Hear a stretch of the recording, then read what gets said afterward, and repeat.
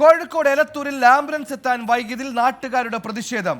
മീൻവണ്ടി തട്ടി മരിച്ച സ്കൂട്ടർ യാത്രികയായ സ്ത്രീയുടെ മൃതദേഹം 1 മണിക്കൂറോളം റോഡിൽ കിടന്നെന്ന് ആരോപിച്ചായിരുന്നു പ്രതിഷേധം.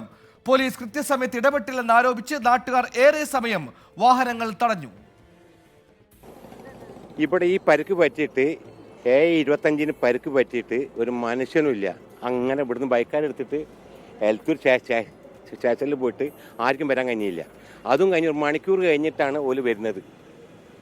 വന്നിട്ടാണ് ഇവിടെ ഈ വടിയും കുന്തായിട്ട് പോലീസ് അരക്കുന്നത്. 1 മണിക്കൂർ കഴിഞ്ഞിട്ടാണ് ഈ പോലീസ് ഇവിടെ എത്തിയത്.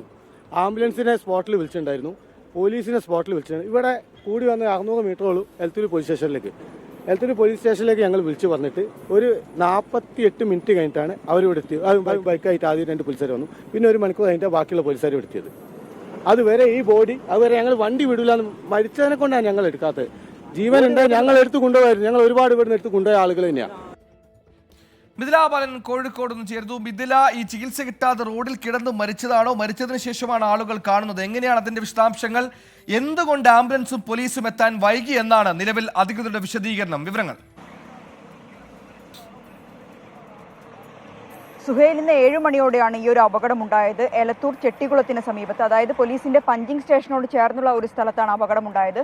മീൻവണ്ടിയാണ്. മീൻവണ്ടിയിൽ ഈ ഒരു സ്കൂട്ടർ യാത്രികരുടെ സ്കൂട്ടർ തട്ടുകയായിരുന്നു. ഉടൻ തന്നെ സ്ത്രീ റോഡിലേക്ക് തെറിച്ചു വീഴുകയും മീൻവണ്ടിയുടെ തന്നെ ടയർ കയറിയാണ് ഇവർ മരിച്ചത്. ഇവർ മരിച്ചതിന് ശേഷം ഇവരെ ആശുപത്രിയിലേക്ക് എത്തിക്കാനോ അല്ലെങ്കിൽ ഇവരെ അവിടെ നിന്ന് മാറ്റാനോ ആംബുലൻസ് വിളിച്ചിട്ട് ആംബുലൻസ് എത്തിയില്ല എന്ന ഗുരുതരമായ ഒരു ആരോപണമാണ് നാട്ടുകാർ ഇപ്പോൾ ഉന്നയിക്കുന്നത്. മാത്രമല്ല, പോലീസും കൃത്യസമയത്ത് ഇതിൽ ഇടപെട്ടിട്ടില്ല എന്ന ഒരു ആരോപണം നാട്ടുകാർ ഉന്നയിക്കുന്നുണ്ട്. നാട്ടുകാരുടെ വാക്കുകളിൽ 1 മണിക്കൂറിലധികം സമയം ഇവരുടെ മൃതദേഹം, ഒരു സ്ത്രീയാണ്, അവരെ പറ്റിയുള്ള കൂടുതൽ വിവരങ്ങൾ ലഭ്യമാവുന്നതേ ഉള്ളൂ, ഒരു സ്ത്രീയാണ്, ഇവരുടെ മൃതദേഹം 1 മണിക്കൂറിലധികം ഇവിടെ റോഡിൽ കിടന്നു എന്നാണ് നാട്ടുകാർ പറയുന്നത്. ഇതുമായി ബന്ധപ്പെട്ട് പോലീസിന്റെ അടുത്ത് നമ്മൾ വിശദീകരണം തേടിയിട്ടുണ്ടായിരുന്നു. പോലീസ് പറയുന്നത് അവരും സമ്മതിക്കുന്നുണ്ട്, അരമണിക്കൂർ വൈകി, ആംബുലൻസ് എത്താൻ അരമണിക്കൂർ വൈകി എന്ന് അവർ പറയുന്നുണ്ട്.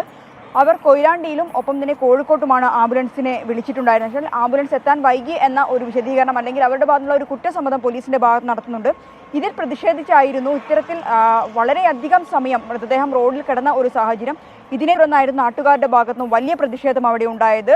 വാഹനങ്ങൾ തടഞ്ഞുകൊണ്ട് റോഡ് ഉപരോധിച്ചുകൊണ്ടുള്ള ഒരു പ്രതിഷേധമായിരുന്നു. പിന്നീട് ഫയർഫോഴ്സ് ഉൾപ്പെടെയുള്ള എത്തി ഇവിടെ നിന്നും റോഡിലെ രക്തമെല്ലാം മാറ്റിയതിനു ശേഷമാണ് വാഹനങ്ങൾ കടത്തിവിട്ടത്.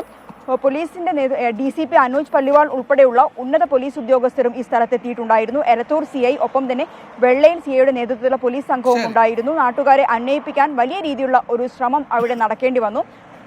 സുഹേൽ, മിഥില ബാലനാണ് വിശദാംശങ്ങൾ നൽകിയത്. ദുഃഖകരമായ സംഭവം, അധികൃതരുടെ അനാസ്ഥ. ഒരാൾ മരിച്ച് റോഡിൽ കിടന്ന് 1 മണിക്കൂർ കഴിഞ്ഞിട്ടും എത്തേണ്ട അധികാരികൾ എത്താൻ വൈകി എന്നത് ഗുരുതരമായ അനാസ്ഥ തന്നെയാണ്. വിധി ദിനത്തിൽ 24 മാജിക് ജൂൺ 4 ചൊവ്വാഴ്ച രാവിലെ 5 മണി മുതൽ 24-ൽ.